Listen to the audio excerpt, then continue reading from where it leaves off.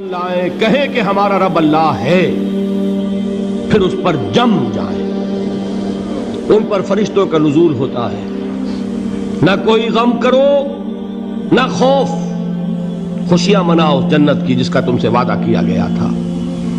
اللہ کی ربوبیت پر اطمینان جب انسان کو ہو جاتا، میرا رب اللہ ہے، ربی اللہ، انسان کے لیے نہ کوئی کھٹکا، نہ کوئی خطرہ، نہ کوئی خوف، نہ کوئی حزن۔ جو کچھ ہو رہا ہے کس کے اذن سے ہو رہا ہے؟ اللہ کے اذن سے۔ اللہ کے اذن کے بغیر پتا تک نہیں ہلتا۔ یہ کوئی اندھا بہرا مادہ نہیں ہے جس سے مجھے کوئی خوف ہو۔ اندھا بھینسا چلا آ رہا ہو اس سے تو ڈرنے کا ہر انسان کو ڈرنا چاہیے، نہ معلوم کس کو ٹکر مار دے۔ لیکن نہیں، اس کائنات کو چلانے والا ایک سمیع و بصیر خدا ہے، وہ جو میرا دوست ہے، میرا ولی ہے۔ اللہ ولی الذین آمنوا یخرجہم من الظلمات الی النور۔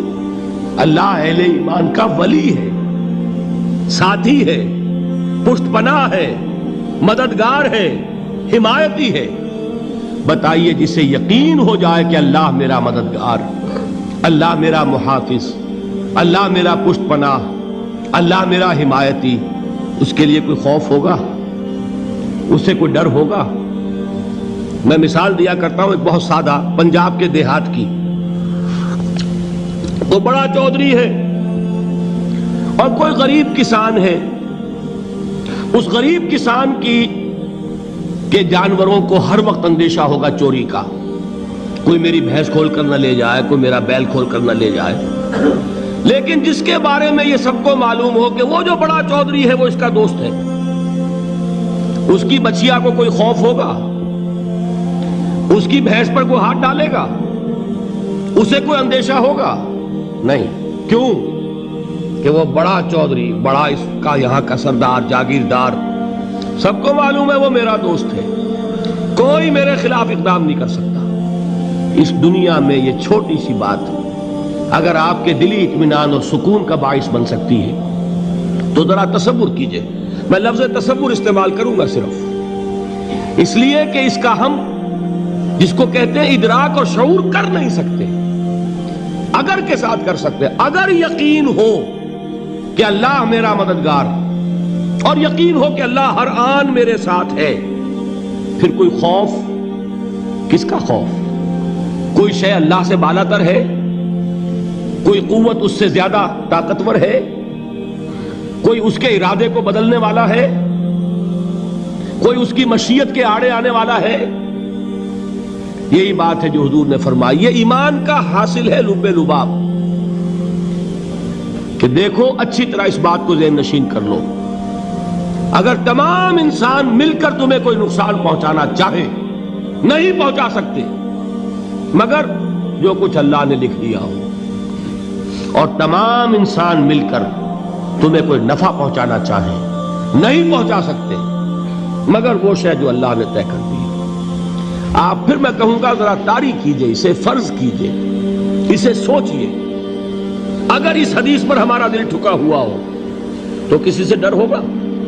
یہ مجھے نقصان نہ پہنچا دے، یہ میری رپورٹ خراب نہ کر دے، یہ میری انکریمنٹ نہ رکوا دے، یہ میرا یہ نہ بگاڑ دے، یہ میرے یہ نقصان نہ پہنچا دے۔ اس کا ڈر، اس کا ڈر، اس کا خوف، اس کی خوشامد، اس کے لیے جا کر طرح طرح سے اپنی عزت نفس کو ذلیل کروانا اس کے سامنے، یہ سب کچھ کیوں کرتا ہے انسان؟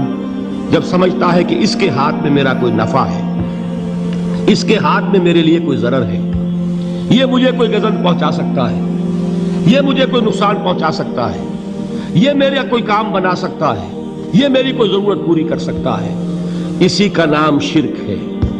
جہاں آپ نے یہ سمجھا کہ غیر اللہ کے اندر کوئی طاقت موجود ہے، وہی شرک ہے۔ بتوں سے تجھ کو امیدیں، خدا سے نو امیدی، مجھے بتا تو صحیح اور کافری کیا ہے؟ شرک تو یہ ہے جس پر بھی تمہیں یہ خیال ہے، کلمہ ہے یہ کلمہ سوم، لا حول ولا قوت الا باللہ۔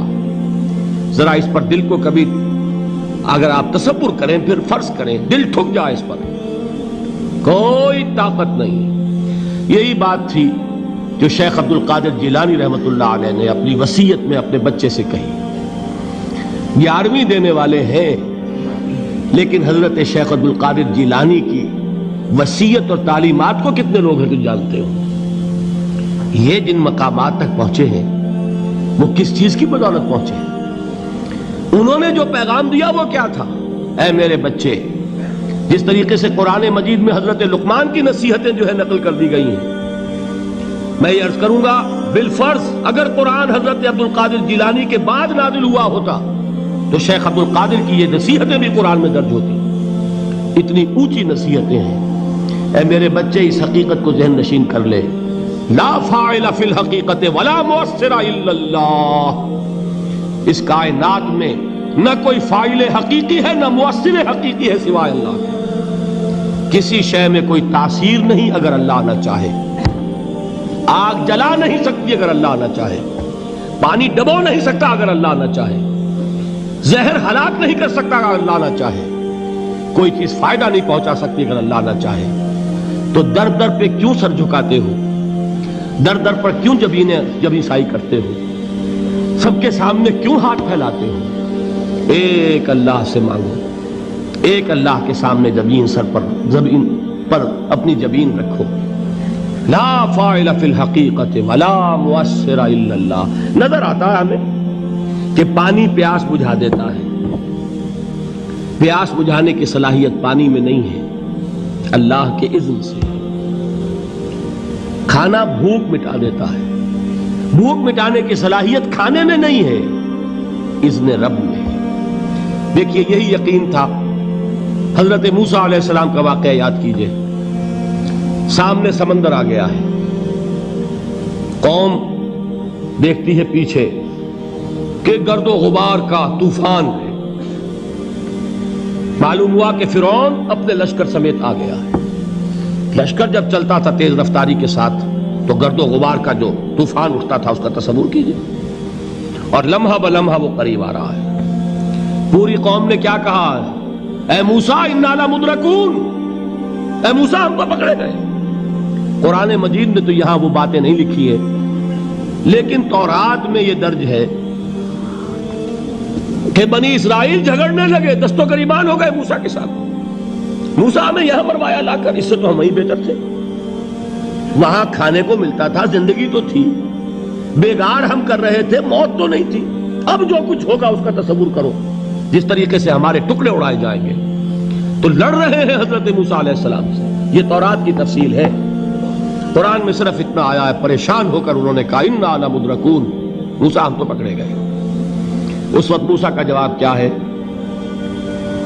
کلا ان معی ربی سیہدین. نہیں، میرے ساتھ میرا رب ہے، وہ راستہ دے گا. بتائیے کہاں راستہ نظر آ رہا ہے؟ یہ ہے ایمان بالغیب. راستہ نظر نہ آئے تب اللہ پر یقین ایمان ہے. جیب میں پیسے ہوں اور تب دل کو اطمینان ہے تو ایمان کس پر ہوا؟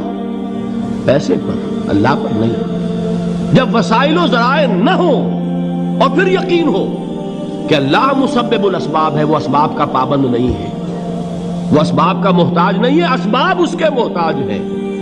اگر یہ یقین ہے تو اللہ پر ایمان ہے. یہ نہیں ہے تو تمہارا ایمان اسباب پر ہے، وسائل پر ہے، ذرائع پر ہے، مادیات پر ہے، اللہ پر نہیں. اس وقت کہاں راستہ تھا؟ کوئی راستہ تھا؟ سمندر ہے اور ادھر سے لشکر آ گیا ہے. کلا ان معی ربی سیہدین. اب دیکھیے ایمان کہہ دینا آسان ہے، ہوا معکم اینما کنتم. جہاں کہیں بھی تم ہوتے ہو اللہ تمہارے ساتھ ہوتا ہے. لیکن اس کا یقین قائم ہو جائے تو زمین و آسمان کا فرق واقع ہے.